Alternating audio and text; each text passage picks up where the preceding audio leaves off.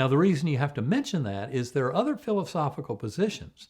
For example, panpsychism, which is just the notion that, okay, a dualistic noticing that you can't reduce all this down to physical particles and their interactions to explain consciousness.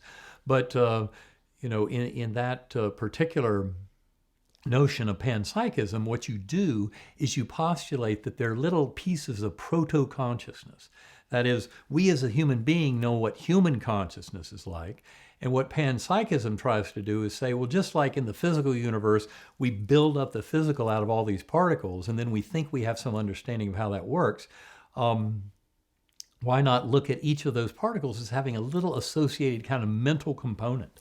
And then when you throw it all together, they postulate that all those mental components or constituents of proto-consciousness somehow contribute to consciousness. From my point of view, that doesn't even remotely begin to answer the bigger questions of top-down organization. And for example, when I look at near-death experiences, when I look at life reviews and how people come through seeing things about how they've treated others, and they learn lessons about how their soul should behave in a future incarnation.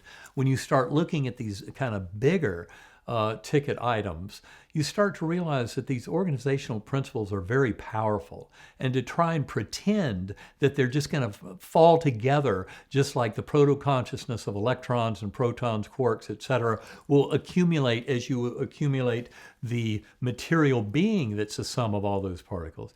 It just makes no sense. There's not going to be the organizational forces requisite to give us this kind of result that we see in the lives of human beings. So that's where, and plus, the other side of it is, by having been to those multiple spiritual levels, I've witnessed realities that are far stronger than this one. And you've got to remember things like panpsychism.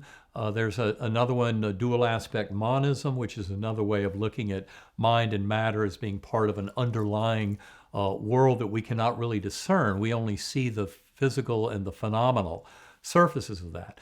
But these are all kind of half-baked attempts to preserve materialism at all costs and preserve that material world. From my point of view, that's where they just flat out fail.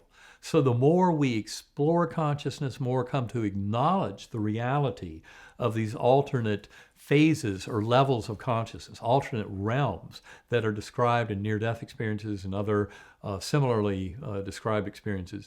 I think that they really point to idealism as being the best possible answer, that we really do have some top-down organization in this universe that's very strongly arranged in the mental realm that has everything to do with the lives of sentient beings living these lives. But it truly opens up to explain so much more.